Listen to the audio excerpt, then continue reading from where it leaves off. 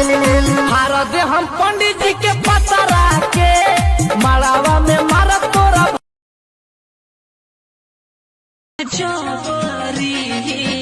लहू के लची कौन डहका उठेला जब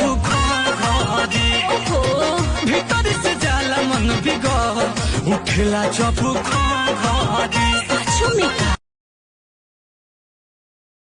हो रोज के ये बाहल चल के डरामा कितना बताइए खेसारी करनामा। अरे आके अब तू ही संभारा ई पानी सर से पार भइल राजा। हाँ हाँ आके अब तू ही संभारा ई पानी सर से पार भइल राजा। हो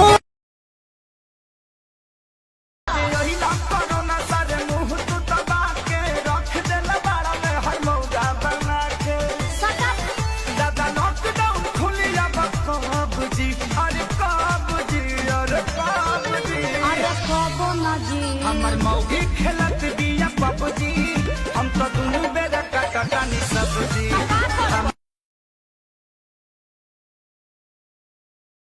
बरत रहे हो बलब बरत रहे हो सैया चोचा वाला राख्या प्यार करत रहे हो सैया चोचा वाला राख्या प्यार करत रहे हो सैया चोचा वाला राख्या प्यार करत रहे हो बलब